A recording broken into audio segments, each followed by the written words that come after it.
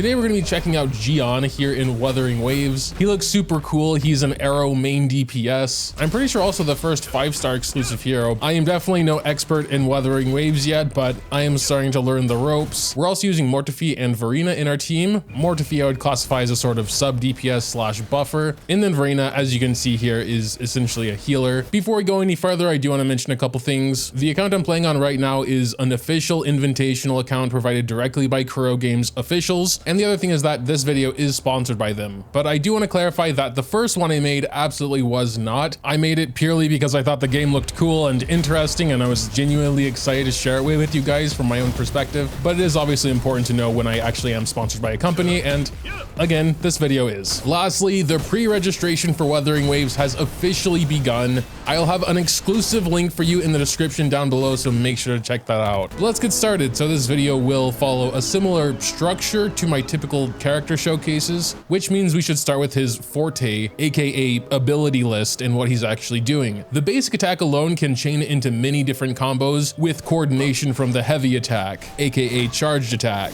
The basic attack alone is 5 consecutive attacks. The heavy attack consumes stamina to perform a thrust attack. Windborne strike will happen when you hold the basic attack during the heavy attack. Abyssal slash if you release the basic attack during the heavy attack. You can also do a mid-air sort of plunge attack. You can then follow that up with additional basic attacks. After performing mid-air strike or wind sweep, which is his resonance skill, you can also perform another mid-air attack called Skyfall. Also in Wuthering Waves, we do have dodge counters. In his case, it's just a simple attack with a spear. The resonance skill, or E, is quite simple. It's just an arrow damage attack where he dashes forward a short distance. The Forte circuit is a pretty unique mechanic to Wuthering Waves. We have this special bar of like waveforms above their HP bar. The name and methods of requiring this energy differ from character to character. In Jiyan's case, it's called Resolve, and he has 2 different ways of getting this: when his basic attack hits the target, or when his intro skill hits the target. And if Jiyan doesn't hit anything for 10 seconds, Resolve will gradually decrease. And what can Jiyan do with his Resolve? 2 different things. If you have at least 30 points, you can use the Resonance skill, and it'll increase the damage of that by 20%. Or if you have at least 30 points and do his ultimate, you'll cast a special attack there. Speaking of his ultimate, or Resonance Liberation, it's also pretty simple. He'll enter a transformed state, and his basic and heavy attacks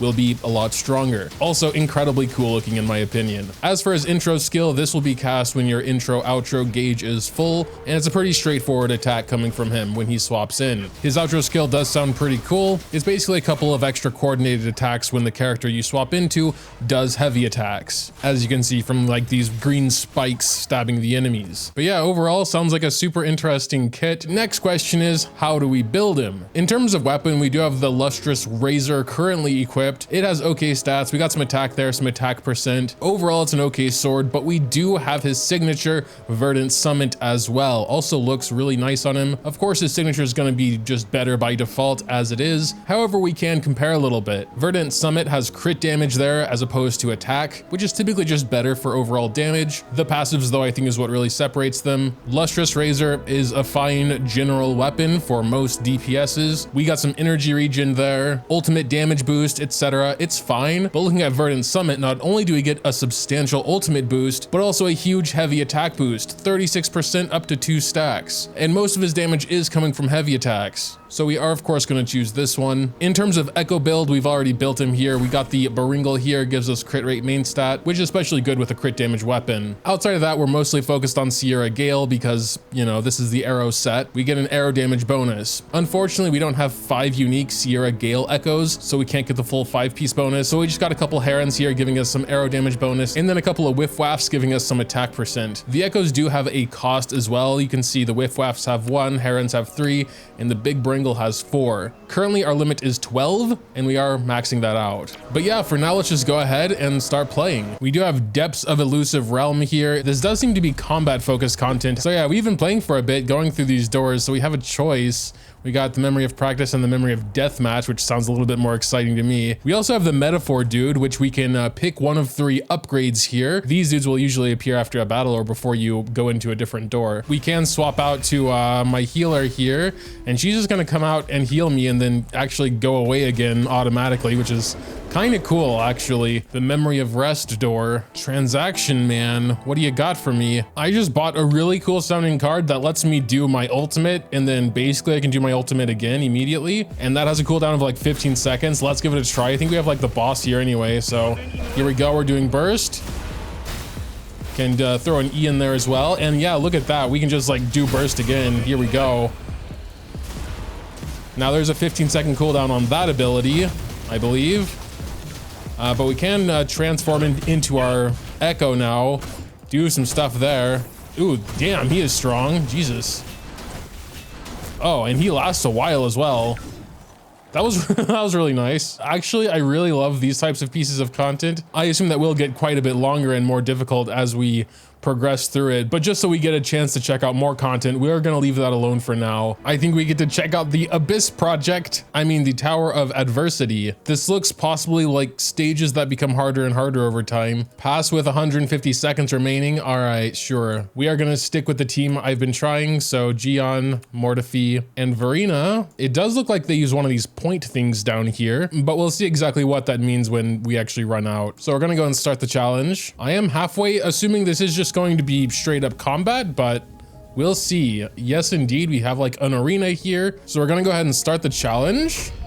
All right, we have 5 minutes to start. We are gonna swap out to Mortifi because I believe his ultimate ability does do some stuff that we want to happen, like with charge attacks. Okay, never mind. I mean heavy attacks, by the way. Oh, now we're using 2 of these points for floor 2. If it starts taking more than 2, we'll probably switch to a different team so we can use this one for some harder stuff. Also, Verena's outro skill increases the damage of the entire team, so we're probably going to see if we can get that to work. Sure, let's swap to him now. Do his ultimate ability, get that charge boost back, and then we can swap to him. Yeah, let's do his ultimate. I think this might be the last enemy, but yes. Okay, it's still pretty easy. But yeah, we're done with stable zone. Experimental zone has enemies going up to level 70. All right, we've beaten the first 3 stages on both, so we can save the final stage, at least here, for the team I'm actually showcasing today. We're gonna try our best here. Oh, we do have definitely like a boss looking thing here, and he's actually doing quite a lot of damage to start. We're just gonna use his resonance ability and then swap out to my healer when I get a chance to here. Use her ability, can transform into this hopping dude as well, and then we can get him in here. There we go. Oh my god, this dude is strong.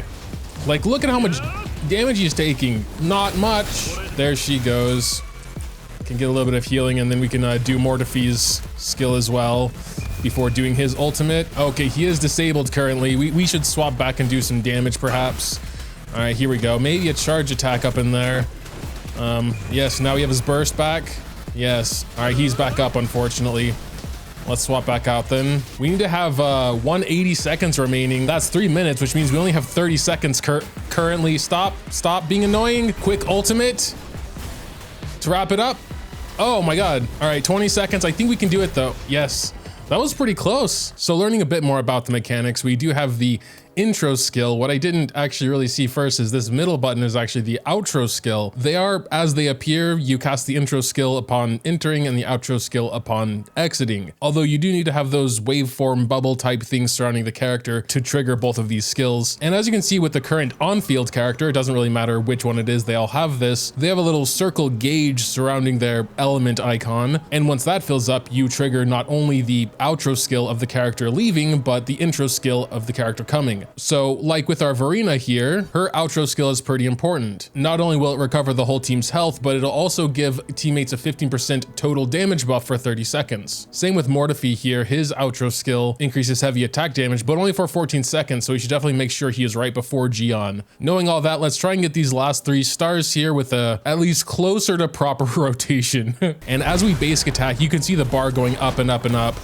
So maybe if we just do her ultimate here, it'll fill up the rest of the way, perhaps. We'll see. Almost there. Okay, now we can swap out, go to him. We'll just start with his ultimate as well. Hopefully it'll fill up pretty quickly. Already halfway there. This is taking a little bit longer. Okay, there we go. Now it's time to go wild. Do the ultimate. We should have like all the buffs now. Oh yeah. This is going much better than the other side already, I can tell. Let's get our monkey attacks in there. Those are pretty strong as well. Do another elemental skill, and we can kind of start the rotation over now, I suppose. Yeah, something like that. Oh wait, no, here's the actual boss. Oh, Jesus Christ. There is a sound cue when you can swap out also, so we can kind of just watch out for that. Come on, let me get the ultimate. Oh, we just did a parry there. That was insane. I don't know if we have all the buffs still. Probably not Mortifees, but what can you do? Oh my God. My Jiyan's almost dead. Let's get her ultimate in there. That should heal. We disabled him. We gotta hurry up now, though. I don't think we're gonna get this in time. We only have 10 seconds left. Ah, so close, though. We're gonna retry that. Oh, unfortunate, but yeah, we're just gonna retry. So you can actually swap out prematurely to essentially like save the intro outro skills. So where you can kind of, yeah, there we go. So yes, okay, that's how you do it, I see. So far, my strategy is working out. I'll explain it when I'm not actually fighting, hold on. Oh yeah, nice. We did that so much better now. We had like over 30 seconds to spare. Yeah, really cool. Let's get some rewards. Oh no, we also have the hazard zone. They start at 70. I don't think I'm ready for that yet anyway, to be honest. But yeah, this intro outro mechanic and this little gauge is actually independent per character. You can see that this guy has over half of his filled. She doesn't have any, and my Jiyan has a little bit. And since I really want the outro skills of both my characters here, I kind of waited until we were a bit closer to kind of start the real rotation there. And that actually seemed to work out really well, because otherwise I would stay with her just like a little too long, kind of doing nothing, because she's more of a healer than a damage dealer. Kind of the same case with him. Like my Jiyan here is the real powerhouse as far as I can tell, so he should be out on the field as much as possible. Oh my God. I just did a random 10 pull and we got a 5-star immediately. That was insane. Kind of hype. Who do we get? Oh, Verena. She's the one we've been using the whole time. Awesome. But yeah, that's Jiyan in a nutshell. Again, not super in depth because I don't yet have the confidence to say things with certainty, but overall though, I think he's a really fun and flashy character. Honestly though, I was using some other units, you know, getting through those earlier stages, and there are some really cool looking units. And Wuthering Waves itself, I've been having a lot of fun playing it. I'm super actually looking forward to when it releases. And if you also want to be one of the first ones to play Wuthering Waves, again, my exclusive link in the description down below. Pre-registration has officially started, so go down there and check it out. But that'll do it for today's video. Let me know what you think in the comments down below. Dropping a like or subscribing to the channel if you enjoyed is always greatly appreciated as well. Thanks as always for watching, and until next time.